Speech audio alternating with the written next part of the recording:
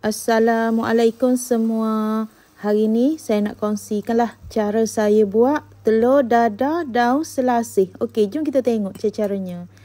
Ni sebelum kita buat tunjuk cara nak goreng telur dadah daun selasih tu, jadi saya nak tunjuk pokok selasih. Sebabnya sebelum ni kalau saya buat menu yang berasaskan daun selasih ni, ramai tanya, lagu mana pokok selasih ni? Bunga dia warna gapo. Ni awak boleh tengok deh. Saya memang tanam lah pokok selasih ni.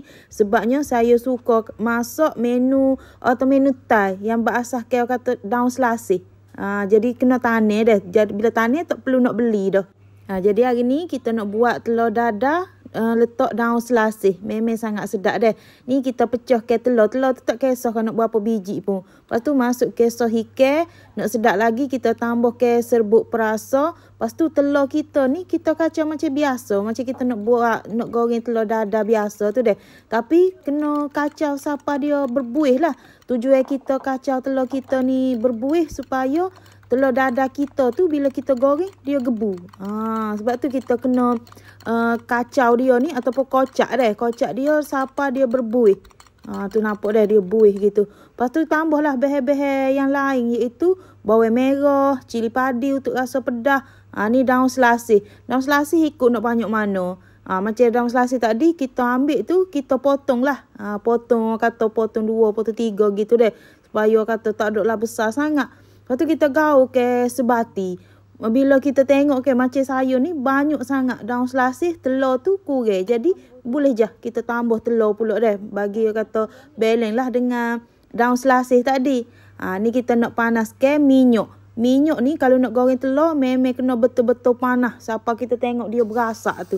Supayanya telur kita tu bila kita goreng dia tak akan serak minyak. Sebabnya minyak tu betul-betul panas. Lepas tu bila masuk dalam minyak panas tu, telur kita tu dia terus kembang. Dah.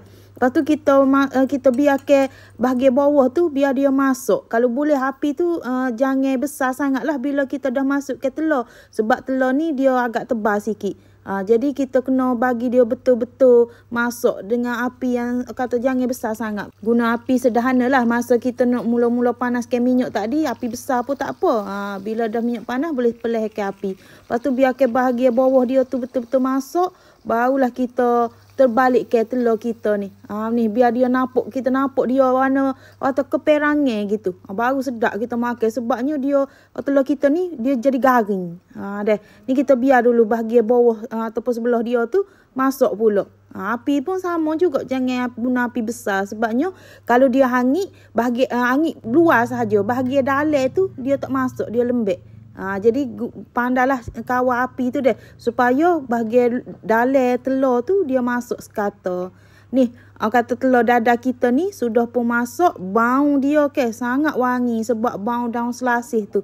Jadi wangi ke telur dadah kita ni deh. Lepas tu telur dadah gini dia sedap kalau kita makan dengan nasi panas-panas. Kata tak ada lauk lain. Hanya ada telur, ada kicap. Dah cukup dah. Dah menyelerakan kita dah deh.